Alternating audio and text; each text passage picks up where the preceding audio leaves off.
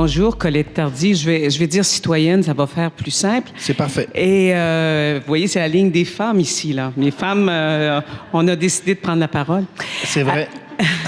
Alors, je voulais mentionner, je vous ai déjà entendu parler de la Révolution. Et la Révolution, dans le sens de l'espoir, que l'homme, et la femme bien sûr, décide de rendre révolu, justement, ce capitaliste, ce mode dans lequel on est.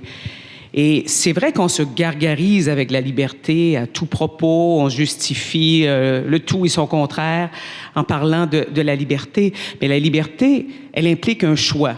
Si on ne fait pas de choix, ça ne peut pas être de la liberté. Et faire un choix exige de la connaissance. Alors, je pense que c'est quelque chose sur laquelle qui correspond aussi au devoir qu'on a tous, et quel que soit notre âge, d'aller chercher la connaissance. Mais j'aurais aimé vous entendre dire quelques mots sur la Révolution.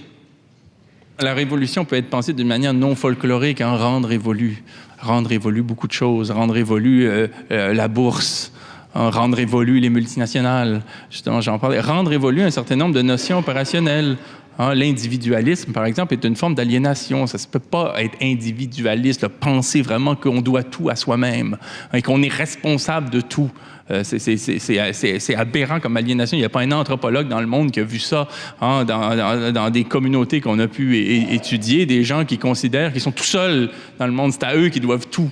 Hein, du point de vue de la langue, du point de vue des connaissances, du point de vue des mœurs, du point de vue du territoire, du point de vue des pratiques alimentaires. C'est une aberration tellement évidente qu'on ne sait même pas pourquoi on doit l'expliciter, on ne sait même pas par quel bout commencer.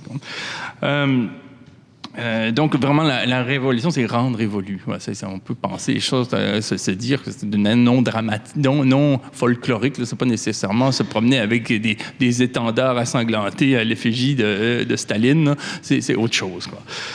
Parce que c'est souvent à ça qu'on renvoie les caricatures. Sur le plan des libertés, il ne s'agit pas de dire que la liberté est un vain mot qu'il faut oublier ou que c'est un mot sale ou que c'est un gros mot. C'est simplement qu'il n'y a pas de sens à penser la liberté sans son pendant qui est la contrainte. Il s'agit d'une opération nécessairement dialectique. L'idée, c'est pas de cesser de penser la liberté, c'est de restaurer la dialectique parce que l'une ne va pas sans l'autre.